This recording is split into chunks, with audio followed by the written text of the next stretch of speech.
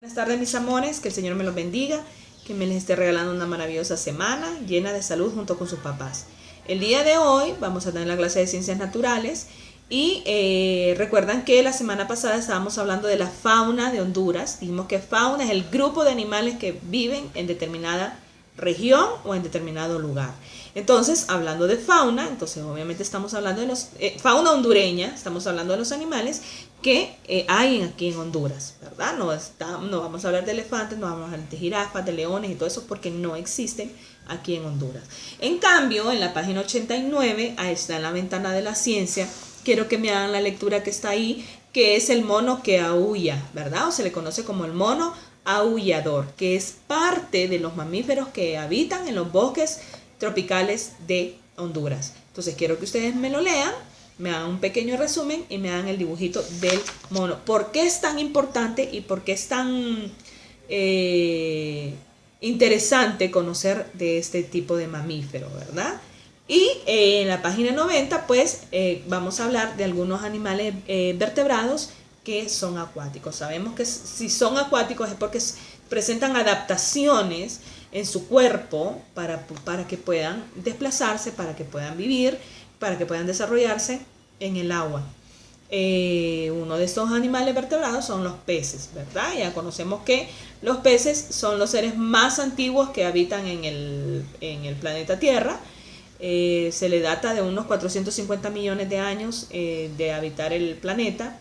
Y obviamente pues ellos se han extendido por todo el planeta Tierra, ¿verdad? Donde hay agua, ahí va a existir peces.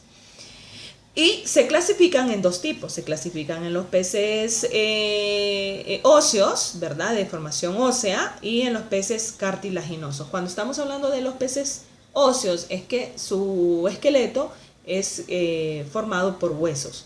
Por eso son vertebrados. Y los peces cartilaginosos, su esqueleto, ¿verdad? O sea que también son vertebrados, su esqueleto no es formado por huesos, sino que por un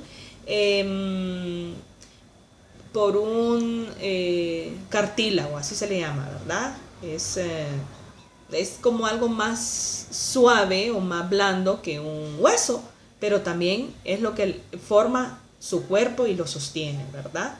Le da la formación de vertebrado, aunque sea un cartílago y no un hueso. Hay peces, sabemos que hay peces herbívoros, también peces que solamente son carnívoros, pero que también hay peces omnívoros, o sea, que se alimentan de plantas. Los peces herbívoros solamente se alimentan de plantas.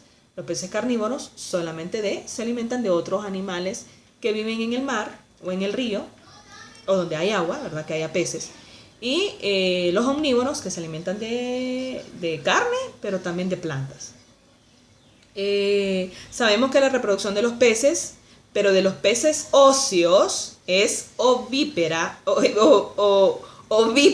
perdón, y su fecundación es externa. Cuando decimos que es ovípara, es que se reproducen por medio de huevos. Y externa significa que la hembra coloca sus peces en determinado lugar y el macho coloca el esperma donde están los huevos expulsados del cuerpo de la hembra. Por eso es una fecundación externa. En cambio, los peces cartilaginosos, su fecundación no es externa, es lo contrario, su fecundación es interna, ¿verdad? Y como es interna, entonces pueden ser vivíparos y ovovivíparos. Vivíparos es que su cría se forma en el vientre, ¿verdad? Y nace formado. Y ovovivíparo es que en el vientre de la hembra hay un huevo y en ese huevo se forma un nuevo ser. Por eso se llama ovovivíparo.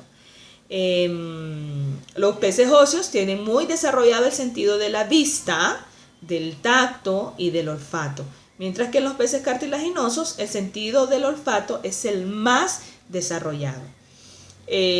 Cuando estamos hablando, mis amores, de peces cartilaginosos, exactamente estamos hablando de los tiburones. Los tiburones son ejemplo de peces cartilaginosos. Todo su cuerpo posee una forma, un esqueleto, pero no es óseo, sino que es cartilaginoso. O sea, que es cartílago todo lo que está formado el cuerpo del tiburón. Y Y los tiburones, pues, tienen su reproducción sexual, ¿verdad? Dentro de la mayoría de los tiburones se forma un tiburón bebé y nace, ¿verdad? O dentro de la mayoría de los tiburones hay huevos y dentro del huevo se forma un nuevo ser. Por eso son vivíparos u ovovivíparos, ¿verdad? Cualquiera de los dos. Ahora, para poderse adaptar al agua, han desarrollado mecanismos de respiración, mecanismos de locomoción y mecanismos de flotación. Cuando estamos hablando de mecanismos de respiración, sabemos que ellos obtienen el oxígeno que está disuelto en el agua por medio de branquias, ¿verdad? Ellos no tienen pulmones, los peces no tienen pulmones, tienen branquias. Son unas aberturas que están después de su cabeza y ellos nadan, abren la boca, el agua pasa por medio de las branquias, pero las branquias obtienen o absorben el oxígeno que está disuelto en el agua. Así es que respiran todos los peces, ¿verdad? En mecanismos de locomoción sabemos que su cuerpo es hidrodinámico, o sea que tiene una forma especial para poder moverse en el agua. Tienen aletas, tienen... si las aletas que les permiten movimientos ondulatorios, ¿verdad? Para poder moverse en el agua, desplazarse en el agua. Y es cuando hablamos de mecanismos de flotación, dentro de los peces, mis amores, hay una vejiga, así se le llama, una vejiga, ¿verdad? Que se le llama vejiga natatoria. Esta es como una bolsa, ¿verdad? Como que si ellos hubieran traído una bolsa y para que ellos no se hundan, ¿verdad? Esa bolsa se llena como de gas y eso hace de que el pez flote, ¿verdad? Por eso es que no se hunden. Pero solamente los peces óseos tienen esta vejiga natatoria. Los peces cartilaginosos no tienen, o sea, los tiburones no tienen vejiga natatoria, ¿verdad? Ellos lo hacen por medio de su movimiento continuo, ¿verdad? Bien, ahora estábamos hablando de los peces. Pero también existen mamíferos acuáticos, ¿verdad? En cuanto a los mamíferos acuáticos, conocemos que están los sirénidos y los cetáceos. ¿Por qué va a ser un mamífero? Pues porque no va a respirar por branquias, sino que tiene pulmones especializados para obtener el aire, para obtener el oxígeno del aire, no del agua. O sea que los mamíferos no poseen branquias.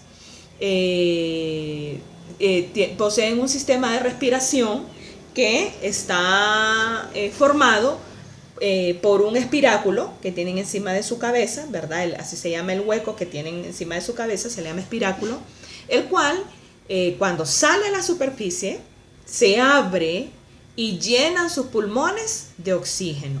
Obviamente los pulmones son de mayor tamaño, entonces pueden pasar más tiempo debajo del agua. Cuando ellos se sumergen, el espiráculo se sella, ¿verdad? Se cierra completamente y no pasa el agua.